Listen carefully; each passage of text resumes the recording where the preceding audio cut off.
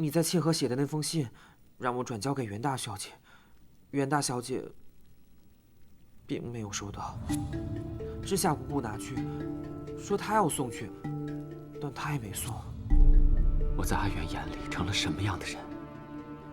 我与他山盟海誓，随即不告而别，从此避而不见，甚至再三赶逐了他。我成了怎样品行卑劣的无耻之徒？阿紫，不是的，这一切都是误会，只要是误会就能解得开，你不要想太多了。公子，阿紫，快服下。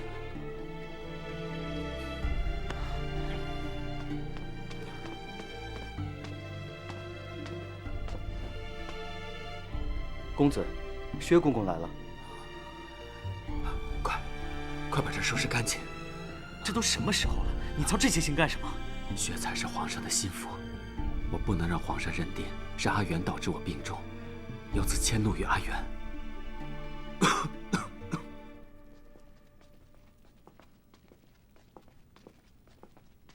薛公公，请。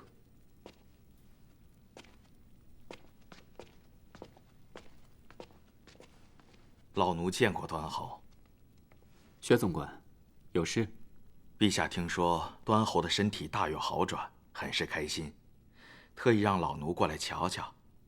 说端侯若是好些，可以到宫中坐坐，把上次对弈的那盘棋下完。你再敢袒护那个意图谋害你的女人，小心朕烧你具尸体！其实，陛下也为上次向端侯怄气之事懊恼，陛下有意修好，不知端侯……我自然要去一次的。阿慈，放心吧，我恢复的不错，去宫里下一局棋也无妨。那我送你入宫，若有什么不适，我也能及时应对。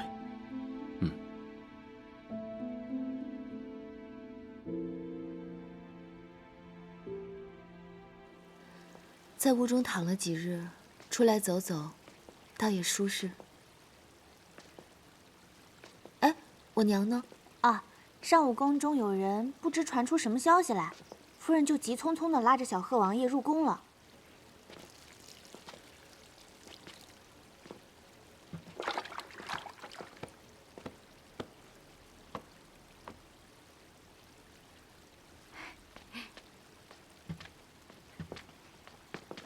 秦姑拜见大小姐。我记得你，你是揽月湖畔的姑姑。正是。前几日在揽月湖见到袁夫人，奴婢厚着脸皮上前叙了叙旧意，袁夫人心善，便将奴婢带回袁府养老。你来袁府，真的只是为养老吗？你久在宫中，我母亲也时常进宫。若说是叙旧意，也不必等到近日。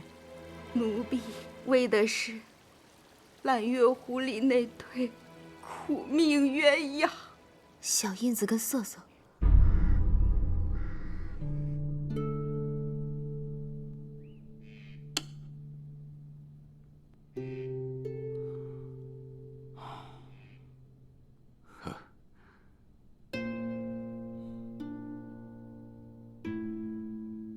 阿慈，父皇是行伍出身，这性格呢，有时候过于急躁点儿。不过，这一言一行，都是在为你着想，从未想过让你伤心，让你难过。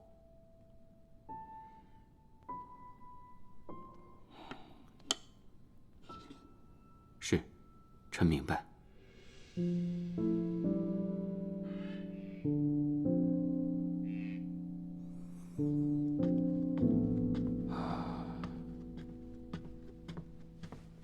启禀陛下，何事？袁夫人贺王爷求见。让他们进来。是。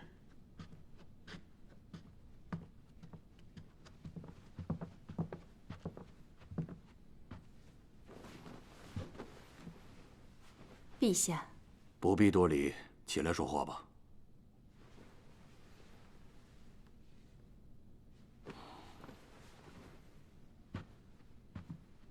你怎么来了？陛下，臣有事回禀。何事？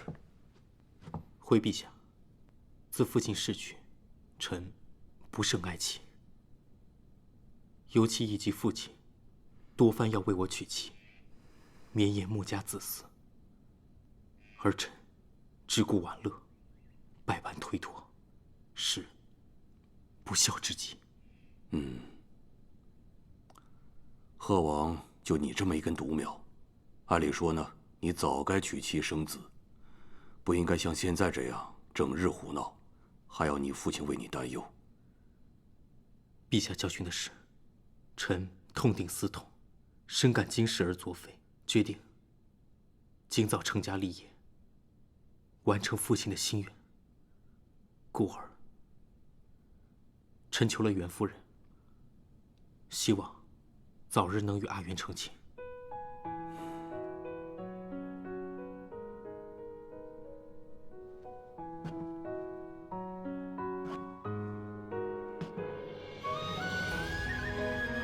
玉楼，你意下如何？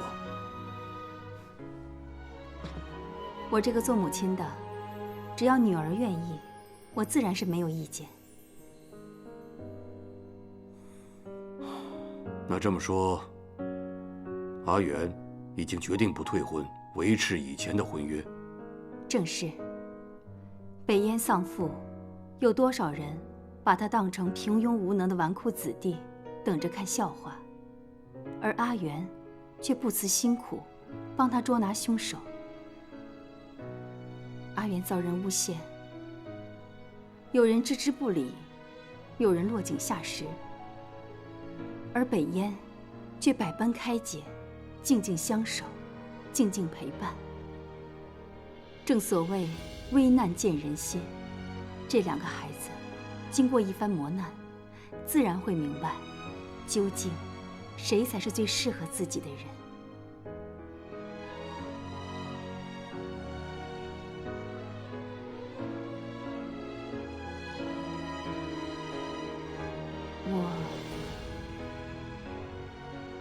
我也曾有过四顾无助的时候，可叹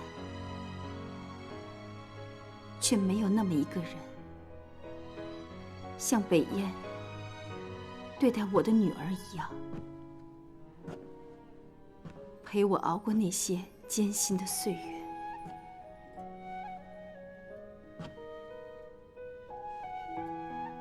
既然你都同意了，朕没有理由反对。更何况，穆中就北燕这么一个独生子，朕也盼你能早日的安定下来，如你父亲一样辅佐朕，开疆辟土，成就大业。谢陛下。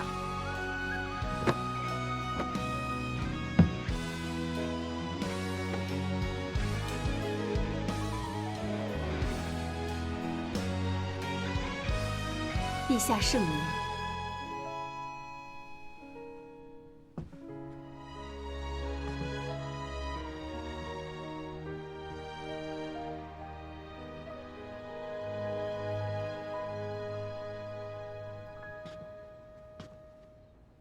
当日我和长乐公主就在推测，小印子为何会背着瑟瑟前往人烟稀少的揽月湖去。如今看来，她其实是去找你的。小印子是我一个本家侄子，入宫不久便已寻到我，与我相认，后来还带那个瑟瑟来见过我一面。只是他颇受叶王看重，我却是前朝宫婢的身份，到底有些妨碍，所以每次都是悄悄的来，并不与其他人提起。小印子是个聪明人，叶王殿下虽然贵为皇子，但向来胆小怕事。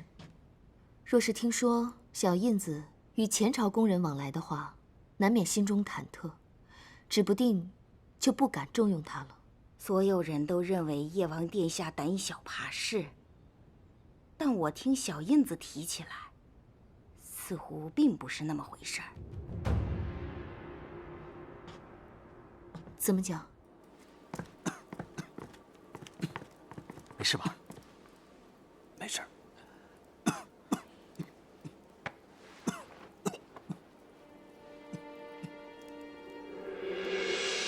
赶紧回去，你需要立刻治疗。走。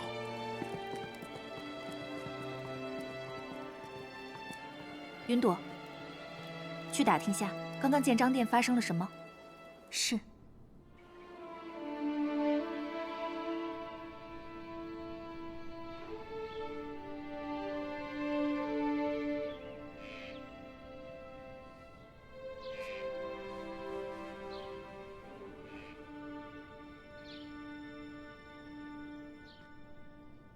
左公子，我们家公子没事吧？你怎么把他带到这儿来了？他在宫里又被袁夫人不动声色地气了一回，我怕他撑不住，便把他带到了我这里。在我这里诊治用药，倒也方便些。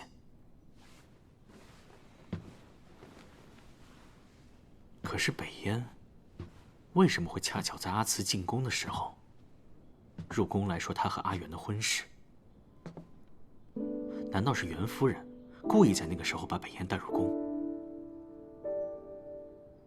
还有我们经过时那2个说三道四的太监，难道也是袁夫人安排的？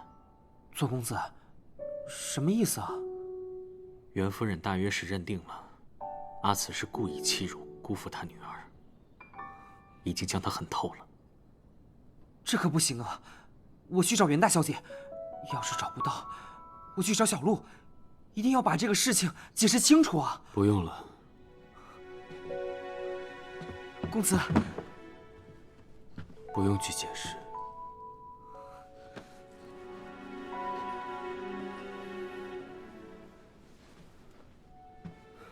可如果阿元小姐一直误会你，她真的会嫁给小贺王爷的。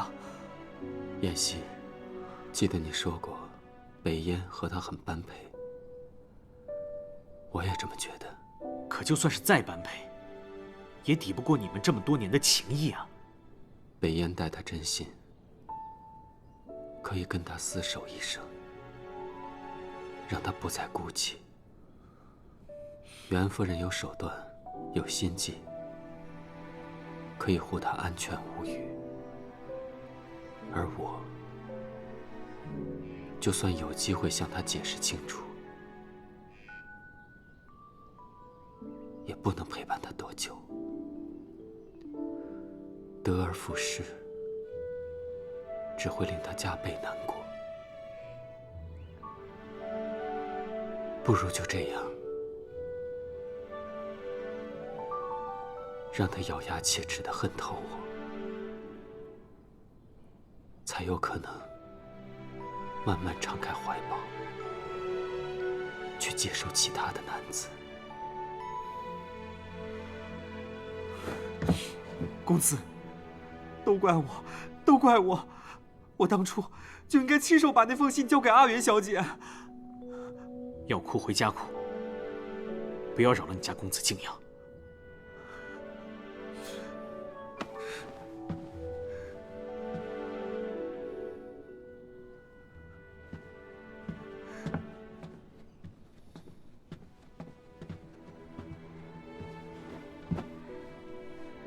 你听我说，只要我在一天，你就不会死，我一定会治好你。妍希，谢谢你。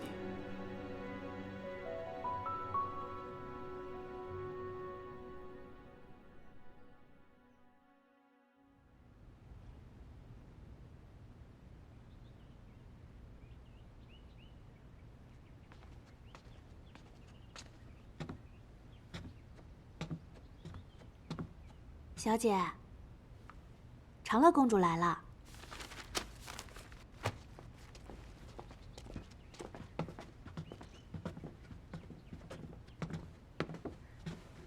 公主，快起来。阿元，我是来给你道喜的。道喜？道什么喜啊？你还不知道吧？今早你娘带着穆北烟去我父皇那儿请旨，说准了你们的亲事。穆北烟还真打算跟我成亲啊？窈窕淑女，君子好逑嘛。有几个像端侯那样的傻子，连你这样的都不知道珍惜，真是比赵岩还笨。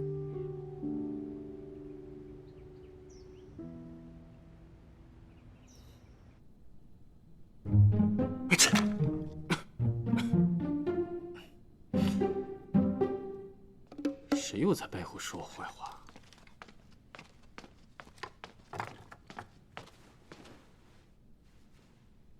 公子，宫中传来消息，袁大小姐和小贺王爷要成亲了。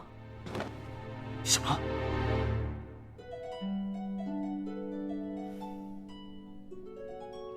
我的事情，我回头再跟穆北烟说。你来的正好，我正好有一事要跟你聊聊。什么事啊？你还记得揽月湖住的那个老宫女吗？她是小印子的姑姑。小印子，那个工人落水案。当日我们前去查看过那2具尸体，双目突出，腹部干胀，其实更像是窒息而死。这伤痕看着好奇怪。赵岩，有什么兵器能伤成这样吗？这大概是茧所致的伤痕。那老宫女秦姑提起，那日小印子背着瑟瑟，硬是想逃到她那里去，却在揽月湖遭遇了劫杀。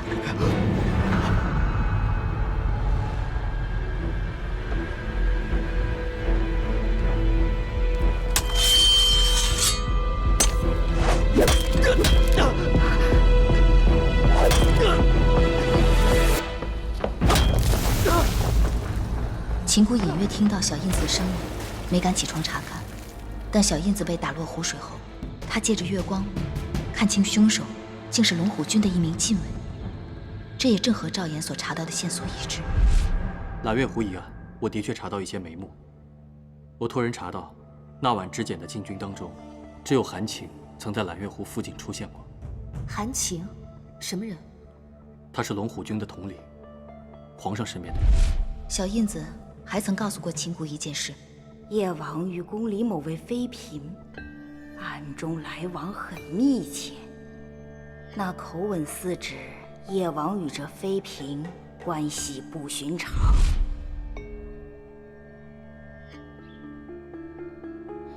秦姑的意思是，叶王与后宫嫔妃勾结，这也太离谱了吧！本案最大的疑点还是在于小印子跟瑟瑟因何被杀。如果秦姑说的是事实的话，那么小印子跟瑟瑟就是拿到了，或者是被误认为拿到了叶王的某个把柄，才会被人赶尽杀绝。你这么一说，我好像也想起来了。当日我和赵岩在瑟瑟房间里，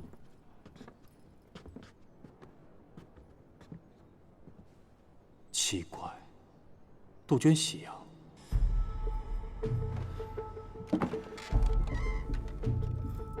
怎么这花在屋内朝阴一侧却长得更加繁茂？难道说这花被人动过？在瑟瑟房间里找到一枚藏起的钥匙，一直没发现是做什么用的。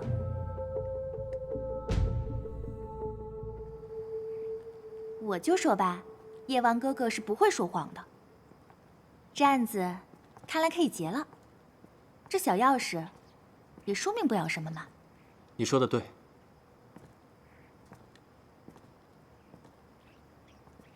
谁？出来！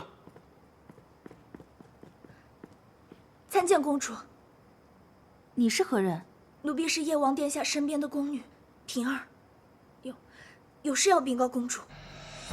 奴婢方才经过寝殿，无意中听到公主和叶王殿下在说话。奴婢是特地前来求公主，为瑟瑟和小印子伸冤做主。瑟瑟和小印子，一个因病暴毙，一个失足落水。叶王刚刚说的一清二楚，你又有何冤屈？本公主又能如何为你做主？奴婢虽然不知道真相究竟为何，但叶王殿下他所言不实。哪句不实？瑟瑟刚刚入宫，身份微贱，根本就进不了叶王殿下的身，也绝对碰不到什么鹿骨汤。而且小印子和瑟瑟关系甚好，他怎么忍心看着瑟瑟还未咽气，就背着他抛尸呢？可我怎么也不敢相信，叶王哥哥会做出这样的事来。可是他那天的确撒了谎啊！如果说没有内情的话，他为什么要说谎？你这番话倒让我想起了一个人。谁？父皇身边最受宠爱的乔贵嫔。乔贵嫔？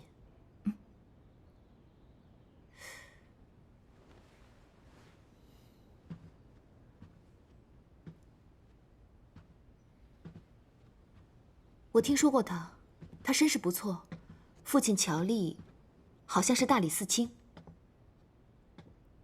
对，乔丽当年能当上京官，全靠叶王帮忙，后来才因为女儿得宠而步步高升，做到了大理寺卿的位置。若说叶王哥哥与后宫哪位妃嫔有关，恐怕也只有乔贵嫔了。可如果说小印子和瑟瑟的死跟叶王有关的话，那为什么出手的会是禁卫军？那我宁愿这2位宫人是犯了父皇的忌讳被处死，也不愿意是叶王哥哥夹在中间做过什么。我希望他永远是我傻乎乎只会吃喝玩乐的二哥。如果真的有哪位皇子肯一心一意只顾着眼前的吃喝玩乐，快活一世，那也算是把这辈子活得通透了。只可惜，连我这个公主有些事都要被牵扯进去。叶王哥哥若想活得通透，也不容易吧？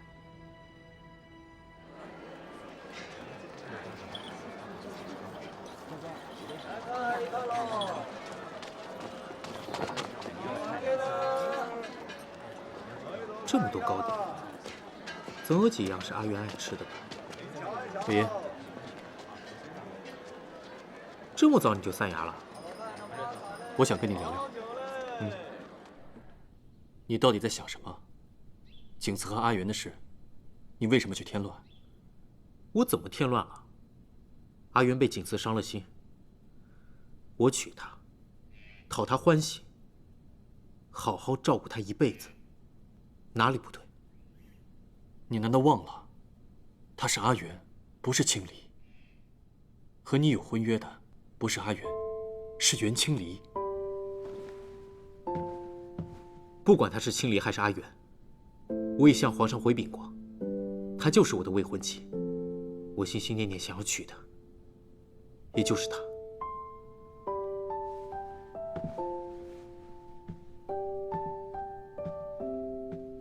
可你并不知道阿元原来是什么样子，更不知道他跟阿慈有着怎样的过去。他们的过去跟我有什么关系？我只知道景慈不仁不义，欺负阿元，还天天跟那什么择生择死的卿卿我我，任由新欢和老奴联手欺负他。北燕，景慈虽然有些傲气，但他重情重义，他们2个之间一定有什么误会。阿元好得很，爽朗大气，行事磊落。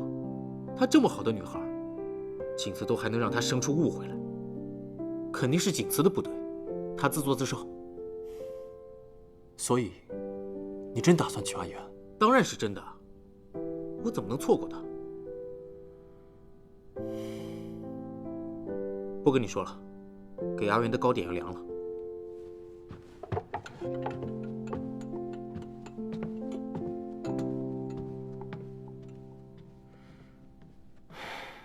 乱了，都乱了。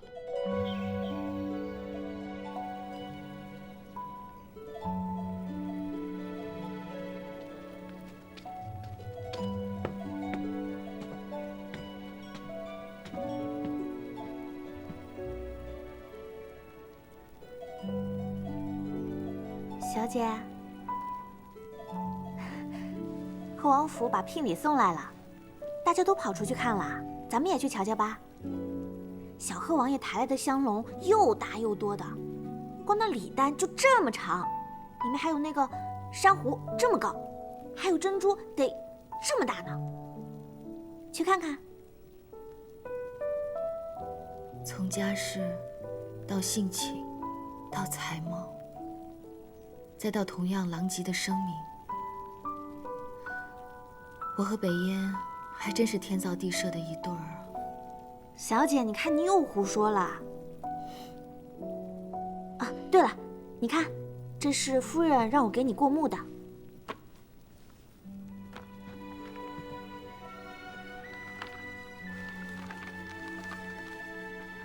承皇帝谕旨，贺天恩浩荡。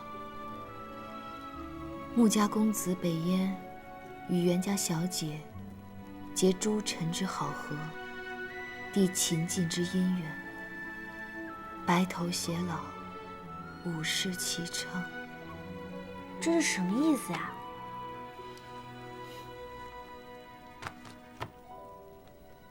这是婚书，母亲是想告诉我，如今事情大局已定，让我不要再有过多的他想。对了，贺王有没有来？啊，小贺王爷和夫人聊天呢，估摸着一会儿就过来看你了。阿元，今天精神好些没？这是你上回想喝的酸梅汤，你尝尝。小洛，去拿汤勺。是。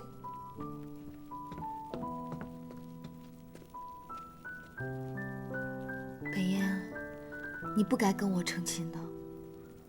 怎么，还是看不上我？晚了，皇上金口已开，你想后悔，也没机会喽。我没有什么后不后悔的，我是不想毁了你小贺王爷的大好基业。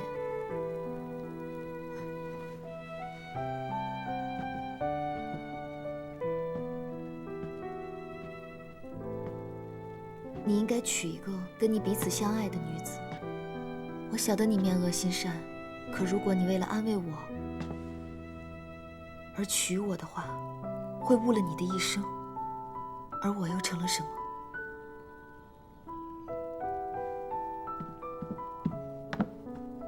你说什么呢？我面恶心善？我哪里面恶了？不是，这个不是重点。咱们行伍出身，谁讲究这个？现在最要紧的是，我怎么就面恶心善了？哎，小洛啊，镜子呢？你看看我，哪儿面恶心善了？我就是随口一说。随口一说也不行。你看我这容貌，这气度，见过我这么俊秀的恶人吗？好了，就当我说错了。这就对了。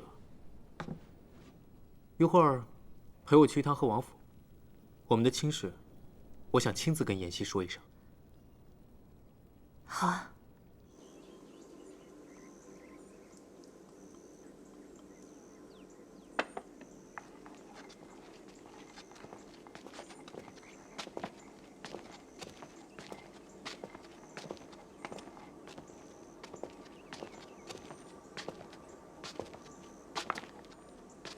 北烟，你回来了。还有袁小姐，莫不是知道端侯在我府中，特地赶来探我？左公子在想什么呢？你本该叫我一声弟妹，为什么不是想着我来看你，而是想着我来看一个毫不相关的男子？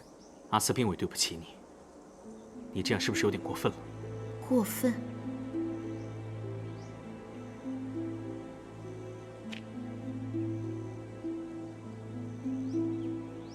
我就喜欢阿元过分。日后嫁入了贺王府，若是太良善，指不定就有什么人敢栽他的赃，害他的命，还让他背上一个毒妇的恶名，多惨！如今这样的性子多好，旁人若是想害他，也得睁大眼睛看看清楚，眼前的人是不是他招惹得起的。我向来以良善待人，只因为相信旁人也会以良善待我。那些以恶意待我之人，休想再从我这里得到半分的善意。我没有以牙还牙，已经是足够的善良了，也算是给你和你的朋友留下最后的颜面。如果这么着你们还是觉得我过分，那便请你们咬牙忍着，不要再来招惹我。因为每当我想起这些事情的时候，我的心情也不大好。听到没？你不许让阿渊不痛快。你们这又是何必？阿渊，阿慈其实一直一心为你，从未做过负心之事。左公子是聪明人，应当知晓这世间有一样东西，摧毁容易，想重建则难如登天。那便是人与人之间的信任。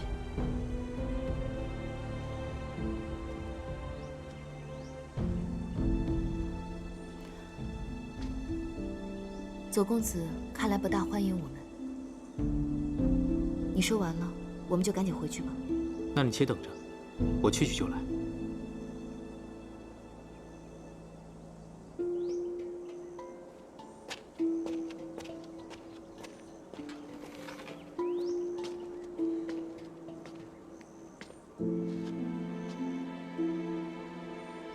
外面天气有点凉，袁大小姐，还是进屋里暖暖身子吧。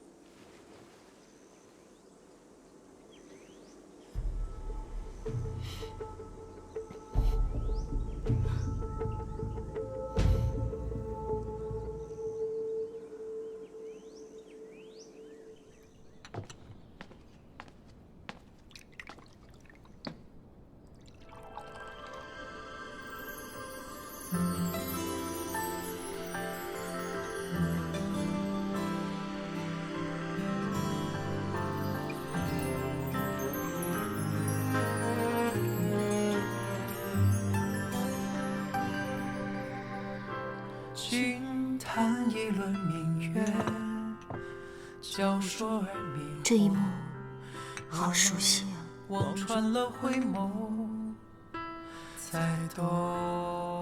你要不要试试，看看能不能绘出一幅兰花？兰花。为何途经邂逅，嫣然难厮守？那些哑然凡曾，怎奈还兰花很简单的纹路，是梅兰竹菊中最好绘的。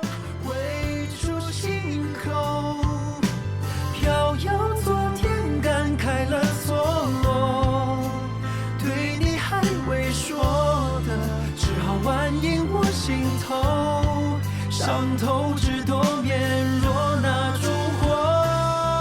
我对你曾诉说的，未出心口，因缘错过，难过又何落？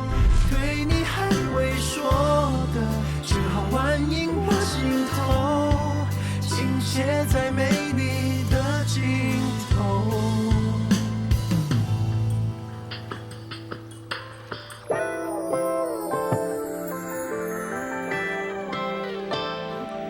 我分出的兰花越发好看了。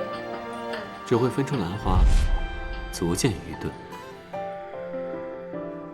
只会分出兰花，足见愚钝。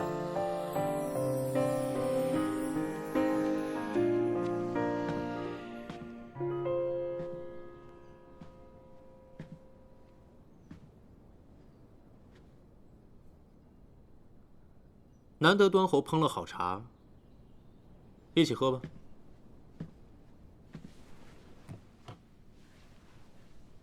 汤文再好看，也是用来喝的。果然好茶，好香的茶。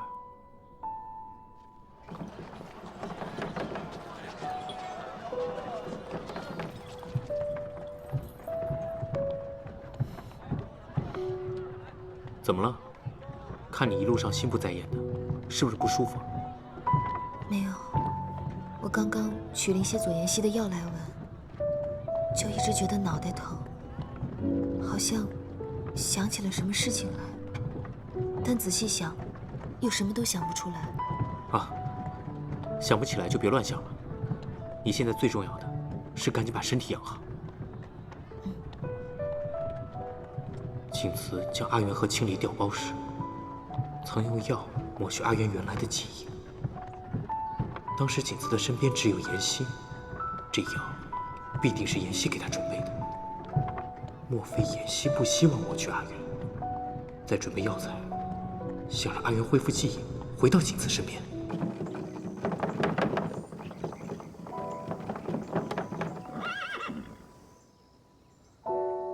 啊，我想起来了，我还有一件事儿忘了跟妍希说，我回去找她。那你赶紧去说吧，你家里也有一摊子事儿，别老往我家跑了。嗯。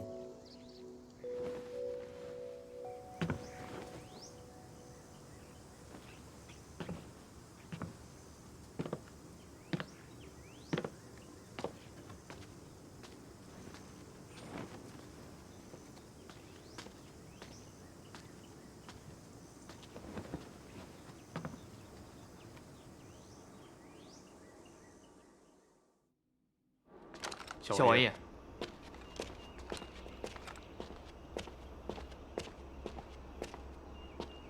你们确定我要找的人就在那里？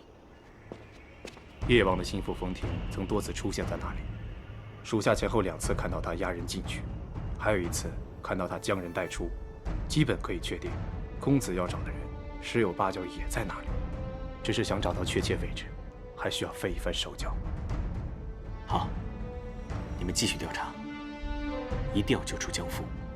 是。最近贺王收心不少，若能顺利成亲，恐怕会继续常住在府中，你们就不便来找我。有事我会去找你们。记住，我找江父的事，不可泄露出去半个字。是。去吧。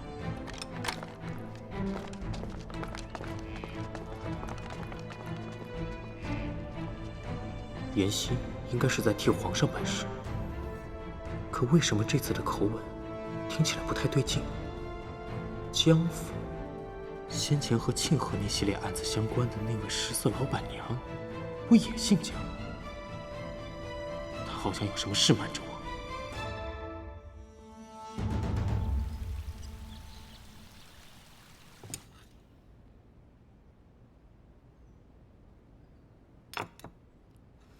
小姐看着比前2日是胖了些。哎呦，前2天她瘦的可吓人了，夫人都快急死了。我胖了？有吗？有吗？没，你那不是胖，是丰盈，丰盈了。都怪那个穆北燕，天天往我这里不是送糕点就是送果子的，再这么吃下去，怎么得了啊？小姐，这说也奇怪，之前贺王天天往咱们府里跑，这几日虽然说是东西送着吧，但不见他人影了。对啊，都已经好几天没见他了，也不知道他在忙些什么。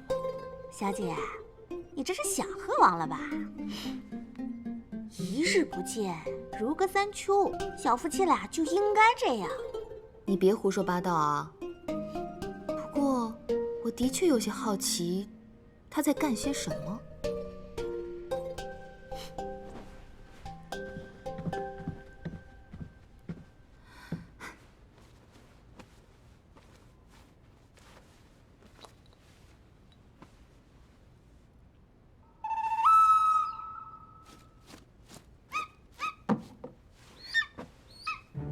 快，去找找穆北燕在哪里。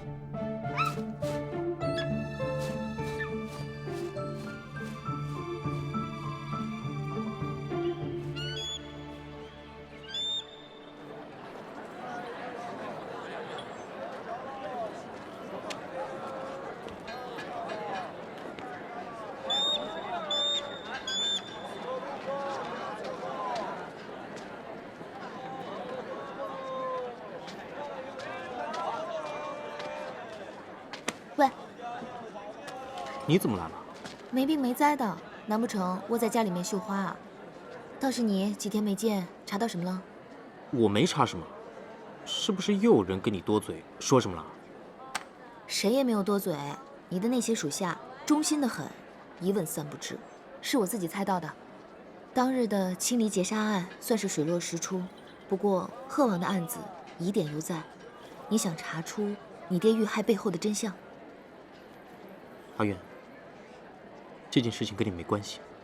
不管你娶我是出于真心还是同情，既然我要嫁入你们贺王府了，那么我跟你就是同一条绳上的蚂蚱，出了什么事儿谁都跑不掉。你的事情没有一件跟我无关的。你既然入了我贺王府，我只要你平平安安做我贺王府的女主人就好。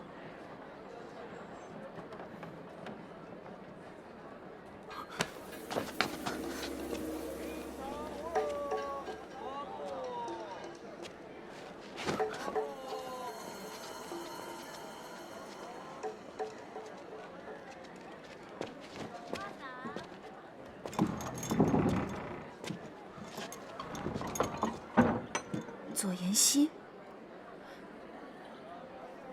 我盯了他几日，隔三差五他就到这儿来，也不知道干什么。